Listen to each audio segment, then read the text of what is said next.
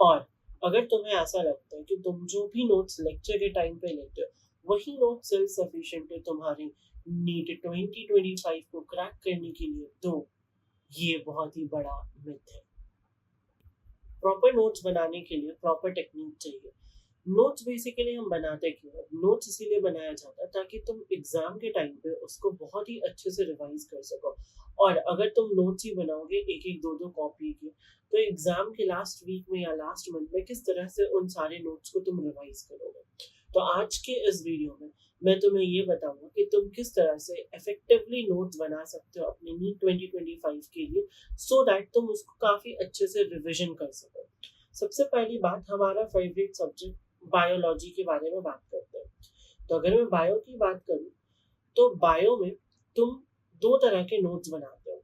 एक तो ये कि जब तुम लेक्चर ले रहे हो तो उस लेक्चर के टाइम पे जो भी टीचर बोल रहा है, जो भी प्रोसेस है वो तुम लिखे जा रहे हो, शायद वो फ्लो चार्ट के फॉर्मेट में हो या स्टेटमेंट्स के फॉर्मेट में हो। तो तुम्हें ये चीज ध्यान रखना है कि लेक्चर के बाद या चैप्टर कंप्लीट होने के बाद तुम उसका एक 1 पेज नोट्स बनाओ उस चैप्टर का, और उस 1 पेज नोट्स को अपने एनसीईआरटी में स्टिक कर दो। तो तुम्हारे नोट्स का 1 पेज वाली चीज तुम्हारी एनसीईआरटी में मिल गई। अब दूसरी चीज, एनसीईआरटी पढ़े बिना नीट में सिलेक्शन होगा नहीं। तो एनसीईआरटी के सारे इंपॉर्टेंट लाइंस को अंडरलाइन कर लो। और अगर तुम्हें ऐसा लगता है कि कोई इंफॉर्मेशन तुम्हारी एनसीईआरटी में या तुम्हारे नोट्स में नहीं है, तो उसको स्टिकी नोट्स के हेल्प से एनसीईआरटी में ही चिपका डालो। दैट मीन्स बायोलॉजी के लिए एक्स्ट्रा कोई भी पर्चे नहीं बनाने, एक्स्ट्रा कोई भी कहीं से कुछ नहीं करना। मार्केट में बहुत सारे शॉर्ट नोट्स अवेलेबल होते 100-200 रुपए में, उनको नहीं खरीदना, क्योंकि वो तुमने नहीं बनाया। अगर मैं भी बेचने लगूं शॉर्ट नोट्स बना बना के, मैं तो माला माल हो जाऊंगा, लेकिन तुम्हारा नीट में सिलेक्शन नहीं होगा बच्चों, ये ध्यान रखना। अब आज आते हैं हम फिजिक्स पे। बच्चों, ये जो फिजिक्स का सब्जेक्ट है ये काफी दुखदायक है। इसकी आत्मा हमें तुम्हें सब लोगों को सताई करती है। तो आज हम फिजिक्स के बारे में बात करते हैं। फिजिक्स एक ऐसा सब्जेक्ट है जिसमें तुम्हें दो चीजों की रिक्वायरमेंट है। पहली चीज क्या होती है, इसको हम बोलते हैं फॉर्मूला। और दूसरी चीज क्या होती है, इसके एप्लीकेशंस। और आजकल नीट में एक नया ट्रेंड चला है जिसको बोलते हैं स्टेटमेंट वाइज क्वेश्चन। तो फिजिक्स में इन तीन चीजों पे तुम्हें ध्यान देना होगा। अब सर, हम फॉर्मूला भी याद कर लेते हैं, एप्लीकेशंस कहीं कहीं चूक जाते हैं जिससे नीट में क्वेश्चंस बनता नहीं है। और स्टेटमेंट तो सर माशाल्लाह एनसीईआरटी तो पढ़ते ही नहीं है। तो देखो करना क्या है तुम्हें, मैं तुम्हें ये सजेस्ट करूंगा कि तुम पहला स्टेप, जो भी लेक्चर ले रहे हो उसके तो नोट्स तुमने बना लिए, कॉपियां भर ली। दूस, दूसरा स्टेप तुम्हारा ये होना चाहिए कि तुम फॉर्मूला लिखो। अब मैं एक बहुत ही फेमस सा रेशियो वाला क्वेश्चन लाता हूँ। जैसे तुमने काइनेमेटिक्स पढ़ा होगा, तो ये रेशियो बहुत काम का होता है।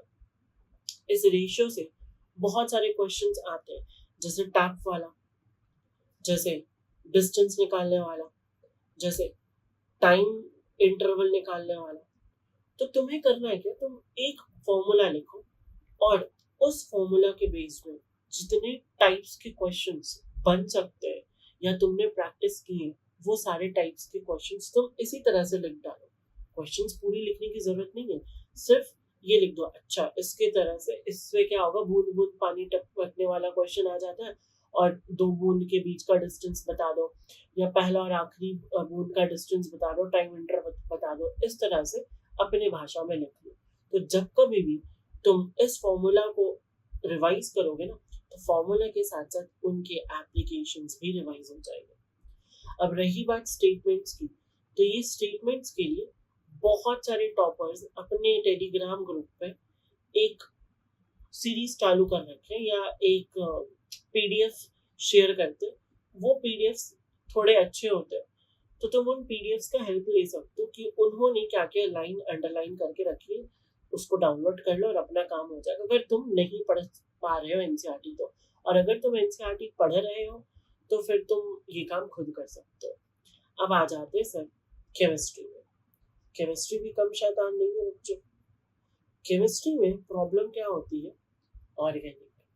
फिजिकल तो चलो सर रो धो के थोड़ा बहुत हम कर लेते हैं, लेकिन ऑर्गेनिक जो है सर रातों की नींद छीन लेती है।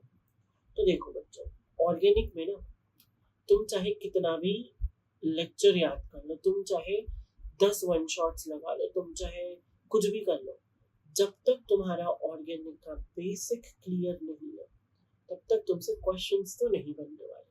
बेसिक क्लियर करने के लिए तुम सबसे पहले GOC 1 पढ़ो एंड GOC 2 पढ़ो। अब देखो, GOC 1 में बेसिकली पढ़ाया क्या जाता है, plus I plus are effect, minus I minus are effect, ये सब तुम्हें क्लियर होना चाहिए। हाइपर कंजुगेशन, रेजोनेंस कब होना है, हाइपर कंजुगेशन कब करना है, stability of carbocation, stability of carbanion, ये सारी चीजों को तुम एक पेज में लिख के अपने माथे पे चिपका लो या अपनी दीवार पे चिपका लो और इस चीज को लगातार रिवाइज करते जाओ। जब तुमने ये कर लिया तो तुम सारे लिस्ट ऑफ रिएक्शंस लिख लो, SN1 reaction, SN2 reaction, E1 elimination, E2 elimination, बहुत सारे रिएक्शंस होते हैं, उन सारे रिएक्शंस को लिख लो और सारे रिएक्शंस में तुम ये याद कर लो कि E1 में क्या होता है, E2 में क्या होता है, SN1 में क्या होता है, SN2 में क्या होता है, और ये चेक करो कि तुम्हें कैसे पता चलेगा कि SN1 हो रहा है या SN2 हो रहा है, वो सारी चीजें यहाँ लिख दो ताकि तुम कभी इन चीजों को भूलो मत। अगला स्टेप आता है सर रिएजेंट का। तो बच्चों, रिएजेंट का फंक्शन तुम्हें याद करना, तुम्हें ये याद नहीं करना है कि पूरी रिएक्शन बैठ के रटे हुए, नहीं, तुम रिएजेंट को देखो। एक मैं बहुत ही फेमस सा एग्जांपल ले रहा हूँ, जैसे कि मान लो तुम्हारे पास HBr है और HBr के प्रेजेंस में अगर H2O2 है तो ये रिएक्शन हमेशा एंटी मार्कोनिकॉव्स रूल फॉलो करेगी। अब तुम रिएक्टेंट याद कर लेते हो, प्रोडक्ट याद कर लेते हो और रिएजेंट याद कर लेते हो, और एग्जाम में अगर यही सेम क्वेश्चन आता तो तुम यही भूल जाते कि इस रिएक्टेंट से प्रोडक्ट में करना क्या है। अब तुम्हें पता है कि ये HBr है, H2O2 है, अगर ये रहा तो हमें एंटी मार्कोनिकॉव्स एडिशन करना है, चाहे तुम्हारे पास कोई सा भी रिएक्टेंट आ जाए तुम आराम से प्रोडक्ट बना लोगे। अब रही बात इनऑर्गेनिक की, तो इनऑर्गेनिक बच्चों बहुत ही आसान हो गया है क्योंकि इसमें बहुत ही कम चैप्टर है।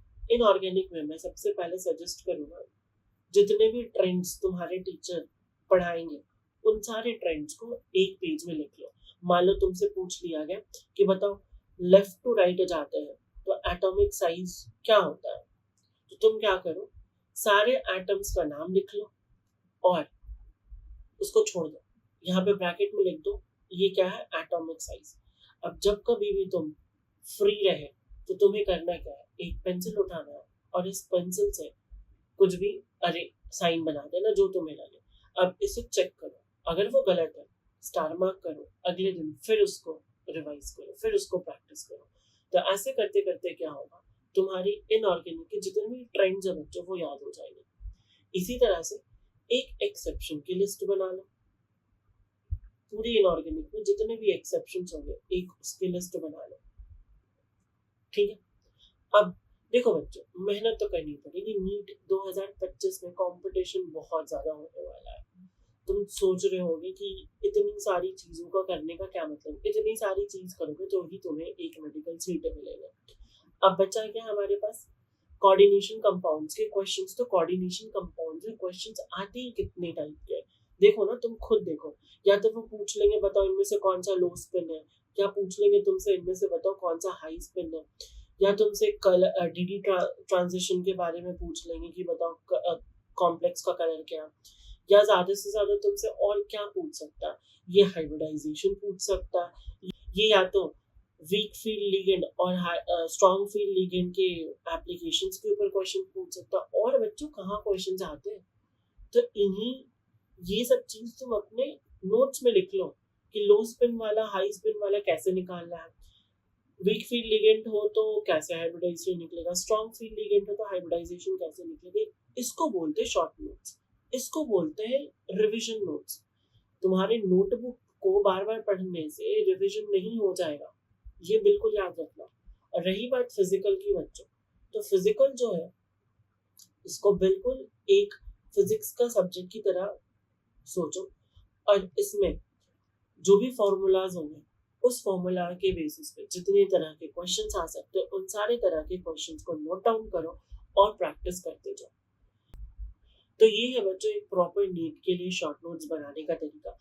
तुम्हारे ऊपर डिपेंड करता है, अगर तुम्हें अच्छा लगा हो तो तुम फॉलो कर सकते हो। देखो मेहनत तो लगेगी इनको बनाने में, तुम्हें 1 डेढ़ घंटा भी लगेगा और उतना टाइम स्पेंड तुम अभी कर सकते हो। अब अगर ये वीडियो तुम जनवरी में या फरवरी में देख रहे हो भैया तो स्किप मार दो, क्योंकि अब नहीं होने वाला कुछ तुमसे, राइट। और अगर तुम इस वीडियो के बेसिस पे तुम शॉर्ट नोट्स बना रहे हो तो मुझे टेलीग्राम पे जरूर शेयर करना और मुझे इंस्टाग्राम पे टैग जरूर करना। मिलते हैं अगले वीडियो में।